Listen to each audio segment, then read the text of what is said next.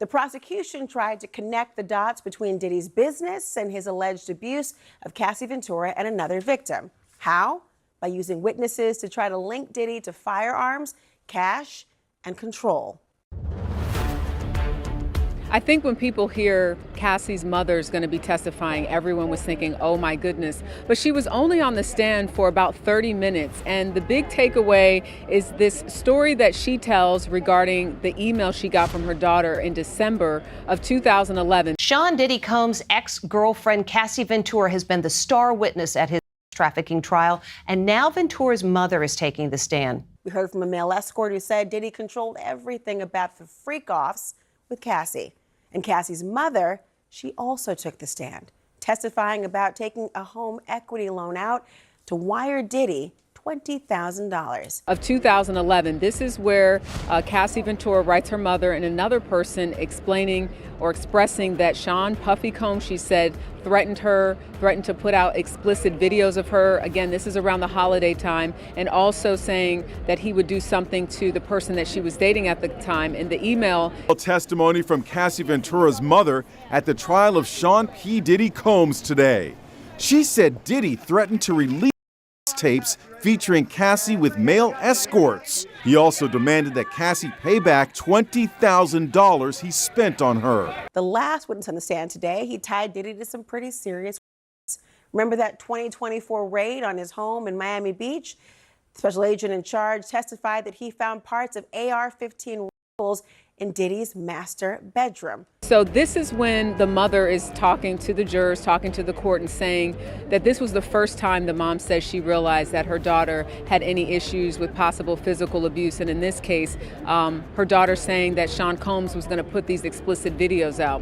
So her mother said that Sean Combs said that he wanted $20,000 because of money that he spent on Ventura. Mother told how she received a chilling email from her daughter 2 days before Christmas 2011, telling her that Diddy was planning to release the tapes as early as Christmas Day. It's also found items that others previously testified would be present at freak-offs: high heels, toys, baby oil, Astroglide, and lingerie. So the mother and her husband took out a $20,000 home equity loan, transferred that money into a checking account, and then sent it to Combs. What's so interesting about this story is that even though they sent that $20,000 and she said she was in fear of her daughter, she was concerned for her safety. The courtroom may be quiet for now, but the noise outside, deafening. Sean Diddy Combs' federal trial may be on a Memorial Day pause, but the revelations from just the last few days have exploded across headlines, social feeds, and dinner table conversations. In just 1 week, the courtroom turned into a theater of jaw-dropping claims, from a firebombed luxury car to a mother wiring $20,000 in what she believed was an urgent plea to protect her daughter's privacy. It's not just the allegations themselves, it's who they're coming from. A Grammy-winning rapper, a former bandmate, a mother, a personal assistant, a courtroom artist. 5 totally different voices, all painting a picture that's getting harder and harder to ignore. So, while the trial may be on pause, this story is still on fire. In this video, we're unpacking 5 of the biggest revelations from the past week. Defense attorneys also cross-examined investigator Gerard Gannon, who was the special agent in charge of the raid on Diddy's home in Miami last year. Gannon told the court that his team recovered around 36 bottles of baby oil, gun parts, and claims that are setting the stage for what could be one of the most talked about legal battles in modern celebrity history. We'll talk about Kid Cudie's explosive claim involving a luxury car, the quiet confession Cassie's mom dropped about a huge payment, the chilling warning one witness says she received, a public denial that flips the narrative, and even the way a sketch artist is using shadows to tell a silent story. Each of these moments has grabbed public attention, and together, they're reshaping how people see this case. Stay tuned as we dive into each twist, one by one. If you think you've heard it all, you haven't. And hey, before we jump in, if you're following this saga like we are, hit that like button, subscribe, and turn on notifications. Because this story, it's not slowing down anytime soon. One of the most unexpected moments in this trial so far came when rapper Kid Cudi, real name Scott Mescudi, took the stand. He didn't just show up, he came with a memory that stopped everyone in their tracks. Cootie described a disturbing incident from 2011. Over there to try and confront Combs, so that when he got there, Combs was gone. He said some things had been tampered with. His dog seemed startled. He was locked in the bathroom. So he called police to file a break-in report. Shortly after he struck up a friendship with Cassie Ventura. According to his testimony, things escalated fast behind the scenes. He claimed Sean Combs was furious about the connection. So furious, in fact, that he broke into Cootie's home uninvited. Just days later, Cootie says something unthinkable happened. His Porsche was completely destroyed in what he called a fire incident. He didn't say it directly, but the implication was clear. This wasn't a coincidence. It felt like a message. Now here's where it gets even more surreal. According to Cootie, years after the incident, he ran into Combs again. And what happened? Cootie says Combs looked him in the eye and apologized. No details, no explanation, just a quiet apology that, in Cootie's words, said everything without saying anything. The courtroom was silent when he said that. Even though there's no official evidence tying Combs to the car incident, Cootie's story sent shockwaves through the room. Photos of the destroyed Porsche were reportedly shown to the jury, adding even more weight to the moment. Cootie didn't lash out. He didn't make wild accusations. He told his story plainly, but the way he told it... And he's also talking about a time from January of 2012 when he says his car was set on fire with a Molotov cocktail in his Los Angeles driveway. Just last week, Ventura testified that Sean Combs had threatened to blow up Kid Cudi's car. People are calling it one of the most powerful moments of the trial so far. And if that was only one of 5 major revelations this week, you know we've got more coming. If you thought Kid Cudi's story was intense, the next revelation adds a whole new layer. And this time, it came from someone completely outside the spotlight. Regina Ventura, Cassie's mother, took the stand and shared something that stunned the courtroom. Back in 2011, she says she quietly borrowed $20,000 against her home and sent it to Sean Combs. Why? According to her testimony, Combs had discovered Cassie's growing connection with Kid Cudi and didn't take it well.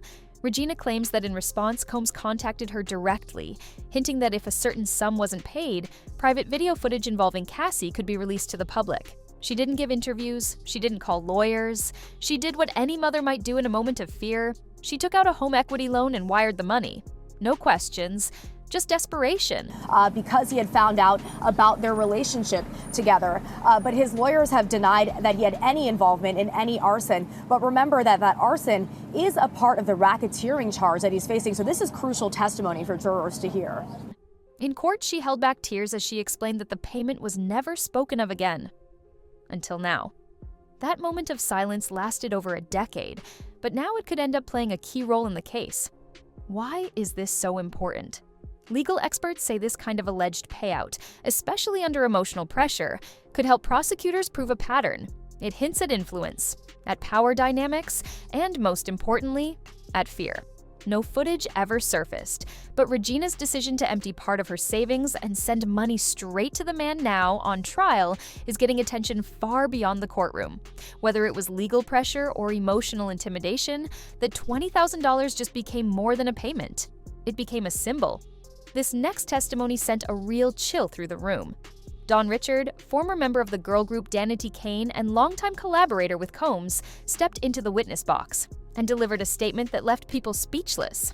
According to Don, she was present during a heated argument between Combs and Cassie at a luxury hotel in 2009. Kid Cudi's testimony specifically goes to the racketeering conspiracy. It doesn't go to the sex trafficking or to the transportation for the purpose of engaging prostitution charges.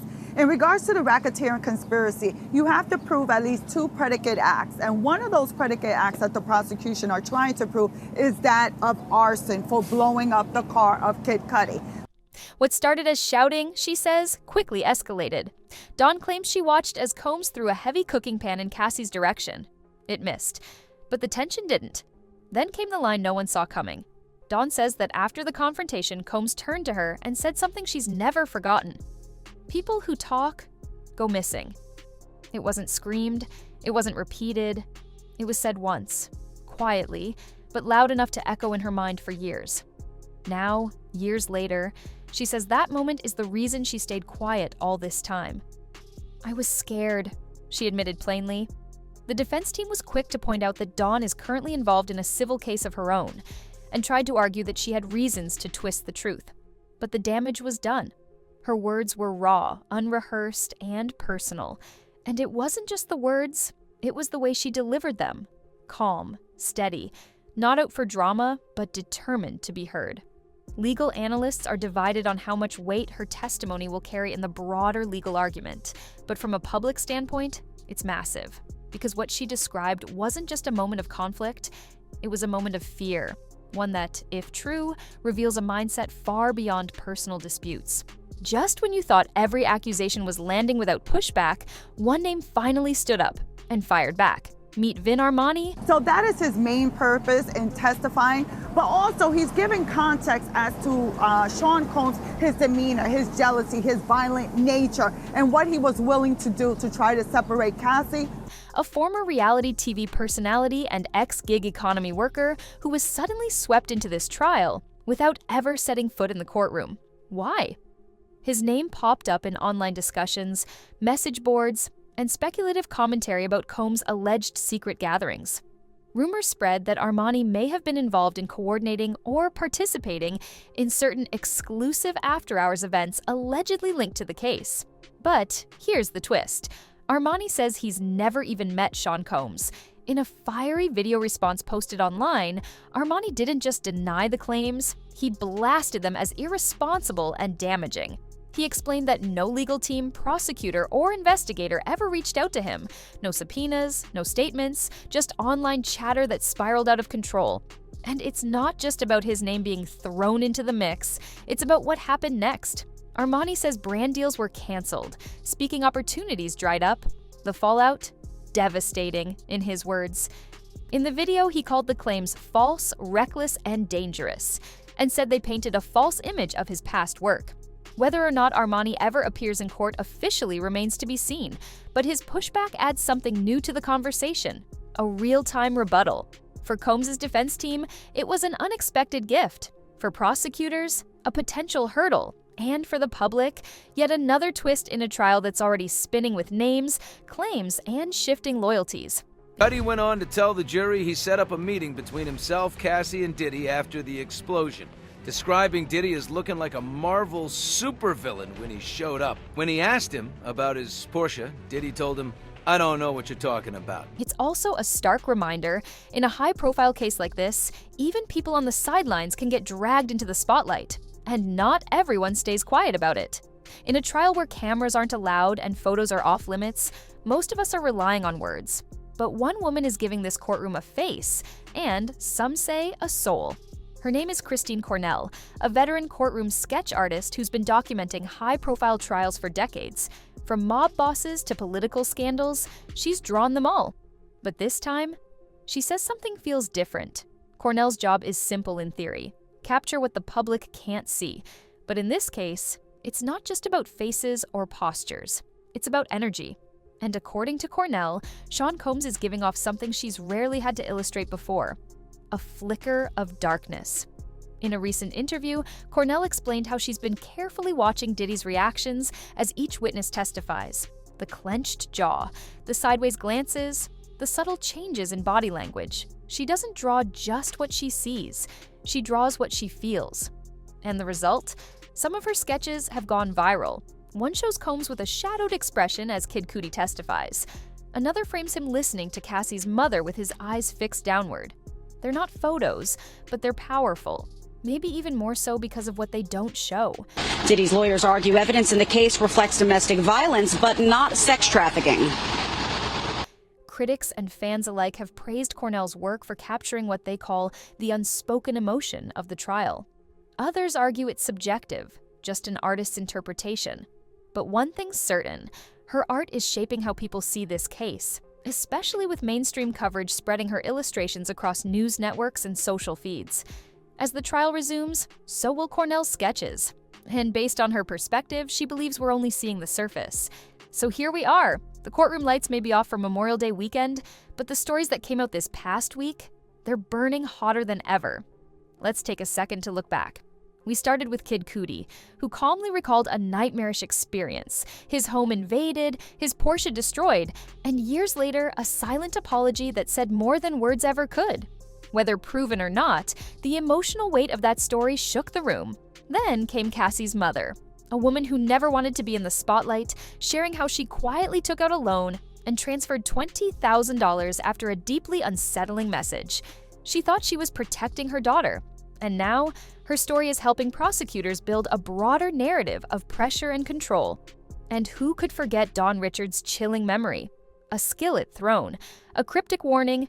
It's a long trial, and we're just getting started. And we have a lot of witnesses to go. We have a lot of weeks to go. And as the summer gets hotter, I'm sure so will the trial. People who talk go missing. That wasn't a lyric. It wasn't a threat yelled in the heat of an argument. It was a quiet sentence that, if true, reveals a lot more than frustration. It reveals calculation. But it didn't stop there. Vin Armani, pulled into the conversation through online rumors, stepped up to publicly clear his name.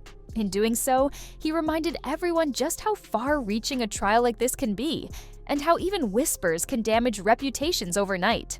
And finally, there's Christine Cornell, the artist with the charcoal pencil and the front row seat to history. She's not just sketching faces, she's capturing emotion, tension, control, vulnerability.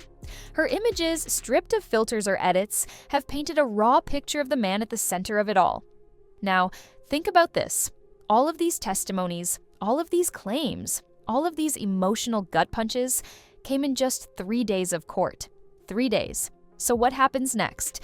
When court resumes next week, the pressure only intensifies. Prosecutors are expected to bring in more witnesses, possibly insiders from Diddy's inner circle. Meanwhile, the defense has to do more than deny. They need to reset the tone, shift the momentum, convince jurors that these stories, no matter how emotional, don't add up to a federal crime. It's not impossible, but with every testimony, the weight gets heavier. For now, the trial is technically on hold, but let's be real, this story isn't. These 5 bombshells will dominate news coverage, fan theories, and online debates all weekend long. And when court picks back up, every one of these claims will still be sitting in that courtroom, like shadows waiting to be addressed. So, what's your take? Do you think these stories will be enough to tip the scales? Or will the defense find a way to flip the narrative? Drop your thoughts in the comments. This one's far from over. If you found this breakdown helpful, hit that like button, subscribe for more updates, and don't forget to turn on the notification bell. Because when this trial returns, we'll be right here, bringing you everything you need to know. Thanks for watching, and stay tuned.